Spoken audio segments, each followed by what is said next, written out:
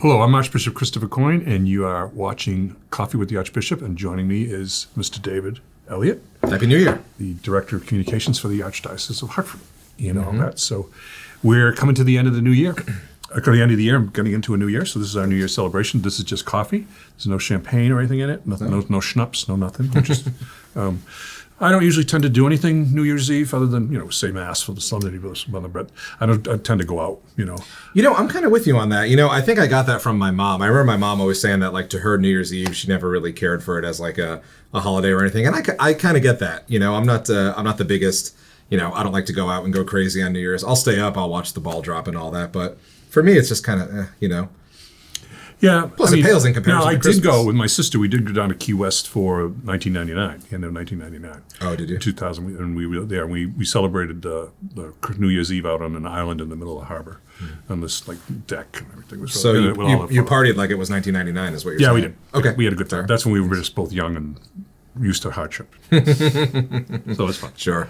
So, but looking back on 2025, I wanna see if we could identify some of the highlights for us, whether in media or personal moments. Now, obviously, you and I are big music fans. So I wonder, do you have a favorite album or a favorite musical moment, or maybe something you rediscovered that's older in 2025 that meant a big deal to you? I don't remember. I think the last time I bought an album was Adele's last album, and so that was like 6 or 7 years ago. Was it 5 or 6 years ago? Yeah, was that 30? Yeah. Has she done one past 30? So, and that was just because at the time, that was the only way you could get it. It wasn't like, unless you played, I don't think it was even on Spotify then. Oh, okay. So what I tend to do is I have services, like I have Amazon streaming service on my Alexas. And I also have Spotify on the car. And so, it's on the phone, but it's in the car. So, I guess, but you can also have your Amazon in your car, I guess, but my Wi-Fi's not working. So, you're really up on the tech, huh? Yes, yeah. I try to be. So what I'll do is a lot of times I'll just say, play my playlist. And it knows what I've been listening to. And the next thing you know, I'm hearing the song. Oh, I just listened to that song the other day. No, I did listen to that song about a month ago. Yeah. I'll just say, play my playlist.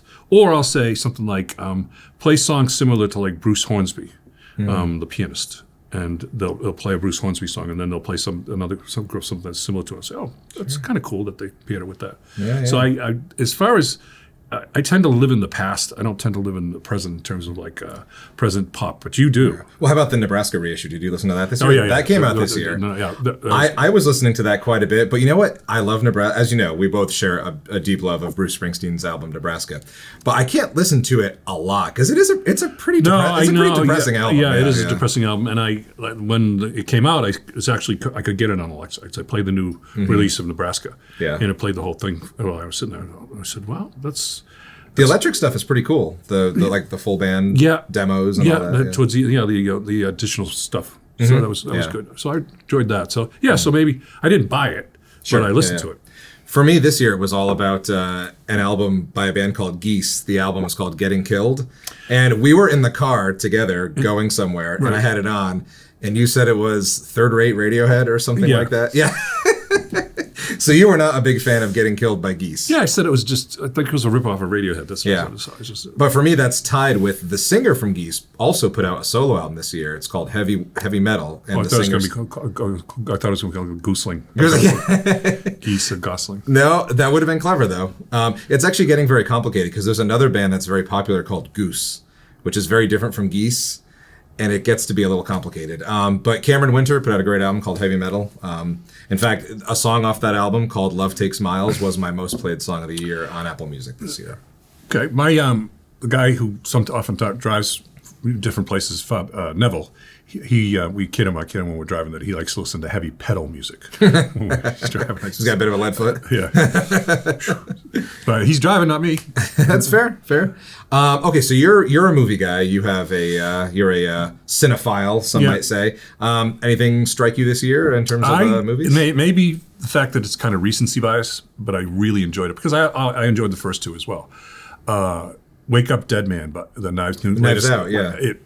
It's really funny. It's wry, it's funny, and the guy who gets killed is a priest. Oh, Yeah, spicy. it's spicy, and then Yeah. it's all about who did it, and there's a young priest who's there, and he's involved in the whole thing, and it's who done it, who. And sounds father was in a room locked, and somebody managed to kill him. How did it happen? And it's very funny. That sounds fun. And what's his name? Daniel Craig plays the lead, and his southern accent is so awful. That's part of the funny side. Yeah. For me, it was I really liked a movie called Bring Her Back. It was a horror movie.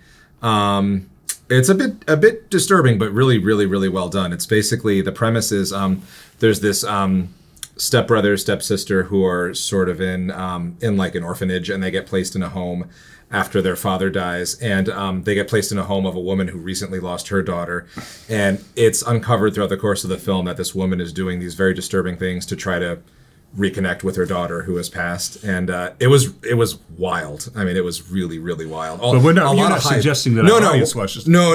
It's not necessarily a suggestion. It's just what I happen to I would enjoy. because I'm going to do this because I'm not doing this because I'm Archbishop Coyne. But they were really good. Maximilian, the story of Maximilian Kolbe. Oh, Triumph of the Heart. Yeah. What excellent And film. Cabrini was good. Very good. Yeah, Maximilian and Cabrini was awesome. So both of them were really, really good. Yes, I very much enjoyed Triumph of the Heart. It was a real pleasure to see at long last. You know, I know the production was somewhat prolonged for it, but it was really nice. Yeah. Those we saw it in the movie. Zach was there. We had it there. I'm not going to say the service. It's on one of the services. So if you have the service, you can get it. We're not getting sponsored. Yeah. Well, Prime. It's on Prime. Yeah. All right. So I had a few favorite TV shows this year, some new shows and some new seasons of shows that have come back. What about you? Have you been watching anything on TV or? No, I mean last year my favorite one was Shogun. Shogun. That was last year, and there's nothing that's come close to that in terms of like wanting to watch it. I do like Victoria.